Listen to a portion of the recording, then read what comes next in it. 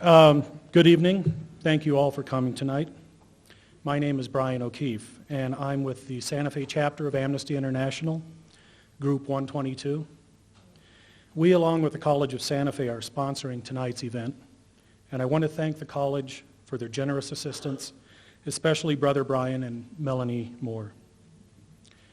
We are fortunate to have with us tonight some renowned experts on our topic, the Occupied Palestinian Territories, including our main speaker, Anna Baltzer, as well as Santa Fe's own Mary Charlotte DeMondi from KSFR Radio as our moderator for the panel and question and answer following Anna's presentation.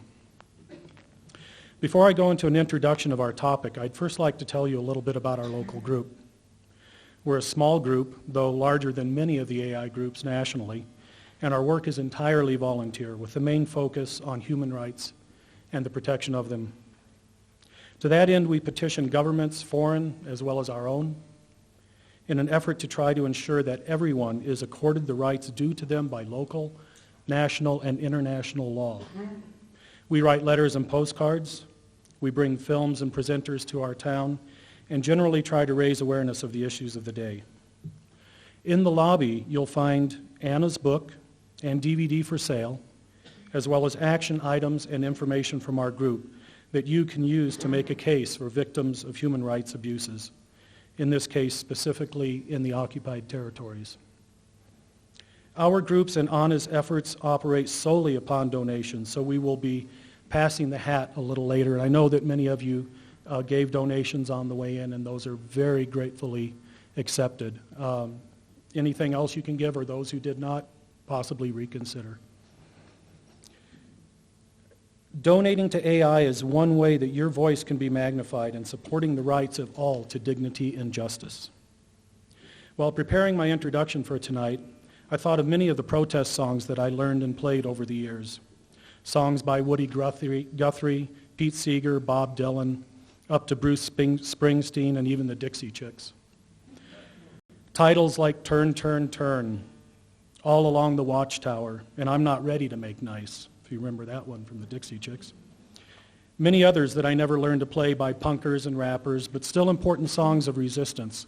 But I think the best is Jimmy Cliff's 1955, Many Rivers to Cross. And while not a protest song, except on a personal level for him, the lyrics hit home. He wrote, "Many rivers to cross, and I can't seem to find my way over. Wandering I am lost as I travel along the white cliffs of Dover," or perhaps the bank of the Jordan. "Many rivers to cross, and it's only my will that's helped me survive. I've been licked, washed up for years, and it's only my pride that keeps me alive." Some may wonder why AI, as well as Anna and others, have taken up the cause of Palestinians, when so many other tragic cases of human rights abuses exist in places like Darfur, Tibet, Burma, Iraq, Iran, or the Congo, where almost 4 million people have died since 1998 in their continuing civil war. The list is unfortunately extensive, but suffice it to say that AI does apply the same efforts in investigation and reporting into abuses throughout the world, regardless of the politics, calling on all parties and governments to respect international law, while other groups such as the Women's Peace Movement, with whom Anna works, and various other individuals target specific regions and countries. Palestine, a word that has multiple meanings across several facets of the human experience. It may mean a geographical region to some. It might invoke a vision of the Holy Land with history stretching back to the dawn of civilization, or possibly pastoral images with groves of olive and apricot trees and flocks tended by people close to the land.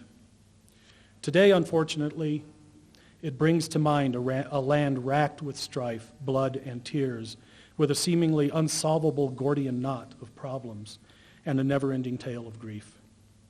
What makes this area and its problems unique is part and parcel to solving some of those same issues. This Massachusetts-sized region is the forge and anvil of world events today, and the outcome there will affect us globally. For better or worse, the United States has deemed it important, indeed critical, to support Israel predominantly militarily, while at the same time similarly arming some of Israel's former proclaimed enemies. Combined with our stirring of these hornets' nests in Iran, Iraq, and the various stands, one could almost conclude that some of our leaders believe an unstable Middle East is in the best interest of the United States, or perhaps their own, and therefore outcomes must be manipulated. But surely that's a stretch of the imagination. Given that the Palestinians have vowed to never give up their quest for freedom or the right to return to the homes they lost during the birth of the nation of Israel, as well as Israel's determination to have or expand the Jewish state within secure borders, the outcome seems deadlocked, with no equitable solution in the foreseeable future. Is it possible the Palestinians face the specter of virtual eradication, much as the Native Americans experienced in this country, thus rendering the problem moot and academic? Or on the other hand, will they witness and participate in the eventual creation of a democratic state, as happened in South Africa, or something in between? The future is uncertain, to say the least. AI believes the past peace plans have generally attached too little weight to fundamental human rights and the requirements of international law, and so they have invariably failed. Fundamental human rights and justice as part of short-term political considerations is not an adequate recipe for achieving durable peace, and security that ultimately rests on the backbone of human rights is the only solution to a just settlement. It's in no one's interest that the human rights of the Palestinians in the occupied territories continue to be abused. The collective punishment of any people is illegal and wrong, and never justifies punitive actions, either in the past or in the present. Such punishment is simply against the law. It's amoral and it must be resisted. Therein lies the beauty and simplicity of using human rights law as a tool in the settlement and discussion of the issue. It deals with present conditions, and its application is not predicated upon the airing of past grievances. It rather leads us to ask, are we to abide by the rule of law or not? If not, are we then willing to be branded as lawless, retreating into the more brutal world of an eye for an eye and a tooth for a tooth? Use that argument the next time you're debating someone who does justify oppression in Palestine. The antagonism that human rights abuses engender and the possible further isolation of Israel in the world community can only serve to worsen the situation, escalate the rhetoric, and heighten military tensions. That is a recipe for disaster. For reasons of compassion as well as pragmatism, it is within this crucible that the seeds of peace and justice must be sown. It is a difficult task which requires people of a special resolve and fortitude in order to succeed. The courage of activists like Anna Baltzer and others cannot be overstated. They are men and women, young and old, peaceful and nonviolent advocates for the Palestinians who are attacked and threatened by far more powerful agents, and this speaks volumes for their characters, and their work humbles me. There are people like Joel Gulich, a member of the Christian Peacemaker team, who was viciously attacked by settlers and hospitalized as he escorted Palestinian children to school in the South Hebron Hills. Tove Johansson, a 19-year-old Swedish volunteer, also escorting Palestinian children, was attacked by settlers, spit upon and struck in the face with a bottle, breaking her cheek. Bet Salem, an Israeli activist group providing video cameras to Palestinians to document attacks from settlers, documented one such attack in June 2008, when a 58-year-old woman, her 70-year-old husband, and their nephew was attacked by settlers, beaten with baseball bats. The woman's cheek and arm was broken.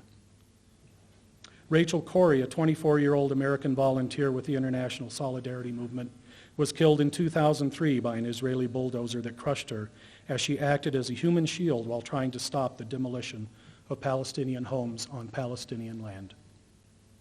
Unfortunately, there is a long list of similar acts against peaceful people attempting to uphold the law for those who cannot, and they are deplorable, but I do not bring them up to demonize the Israeli settlers, but rather to illustrate the strength and courage of the volunteers who speak and act truth to power.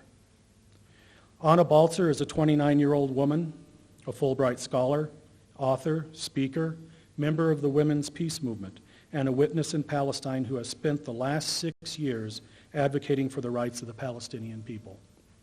She works an intense schedule of events and presentations to bring her message to as many as she can. She has lived with Palestinians and supported them in their struggles. She has stood with them in protest against both Israeli settlers who had driven them from their homes and the military who prevent them from returning. More about her courageous experiences, some harrowing and heartbreaking, some heartwarming, can be read on her website and in her book. In closing, I want to ask each and every one of us, what might we do to support these courageous workers who have put themselves on the line, eschewing normal lives to aid those who cannot defend themselves? By supporting AI, ANA, and other groups and individuals in our efforts to show the public the extent of the tragedy going on in our names, we just might shift the paradigm and move to a more peaceful and just world. Our voices can ring out in the din of world events, and if we manage to bring our voices and our message together in unison, we can chime like bells across the nation and the world with a message of justice, hope, healing, and freedom. At the risk of dating myself, I'd like to close with more lyrics, these from Bob Dylan, The Chimes of Freedom Flashing. Flashing for the warriors whose strength is not to fight, flashing for the refugees on the unarmed road of flight, and for each and every underdog soldier in the night, we gazed upon the chimes of freedom flashing. Tolling for the searching ones on their speechless seeking trail, for the lonesome-hearted lovers with too personal a tale, and for each unharmful, gentle soul misplaced inside a jail, we gazed upon the chimes of freedom flashing. Tolling for the aching ones whose wounds cannot be nursed, for the countless confused, accused, misused, strung out ones and worse, and for every hung-up person in the whole wide universe, we gazed upon the chimes of freedom flashing. Let's ring those chimes of freedom flashing, and join me in welcoming Anna Baltzer.